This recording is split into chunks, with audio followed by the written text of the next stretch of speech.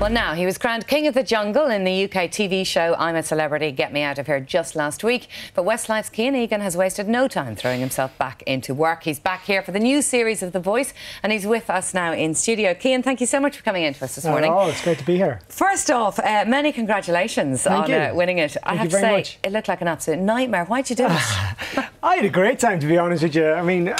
Really? Yeah, absolutely. I mean, I'm always the type of guy that loves doing adventurous things, you know, living it rough. None of that stuff kind of bothered me. So, yeah, I mean, the idea of going off and living in the jungle for 3 weeks to me was like, hey, that sounds like a great holiday, you know, initially.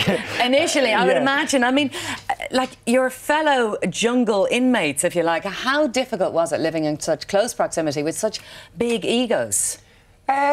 It was okay, to be honest. It didn't really feel that bad. I mean, I've watched the show other years, and I think this year we had a good bunch, would be the best way to put it.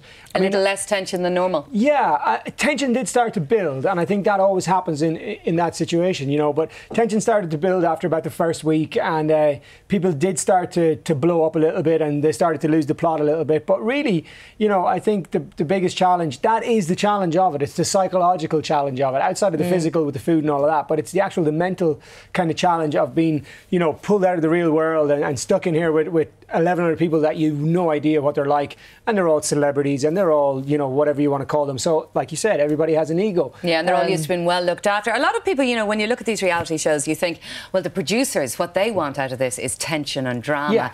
Do they try and stir it up a bit? Not really. I don't think they need to. It naturally happens. You know, it does naturally happen because, you know, I think the reality is, you know, you've got people that are called celebrities put in this show, and you're being stripped of absolutely everything that you're used to in your daily life, whether that be food, whether it be, you know, your glamour products, whatever it may be. Are they really not allowed to bring any makeup in with them? Absolutely not. Nothing. That's the whole point of it. It's the whole idea of it, you know, is to be stripped back of all the luxuries that we're used to in everyday life. So, yeah, but the tension naturally builds, and obviously when people are hungry, that always makes people get more narky. So, yeah, that had an effect as well. What about some of the bush tucker trials? I mean, I think you had to eat eyeballs, was it? A fish eyeball, yeah. And a cockroach that was alive. Oh, my God. So, yeah, I had a fish eyeball, a cockroach that was alive, a cow's teeth, a fermented duck egg, which is like the most disgusting thing I've ever smelled in my life. And what was the other one? There was one other mad one.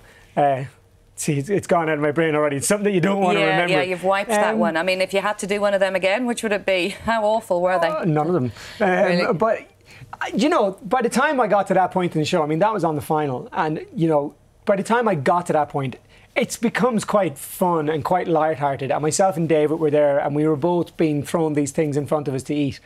And we haven't eaten normal food for about 3.5 weeks. And the thing about that challenge is if you do the challenge, you get normal food and you can choose whatever you want.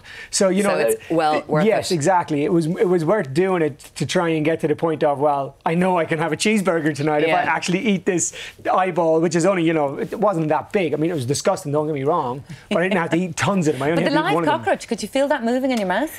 I just put it in between my teeth straight away and just crunched it. Killed it immediately. Yeah, and then and it just, the squirt out the back was the strangest sensation. I'll never forget that.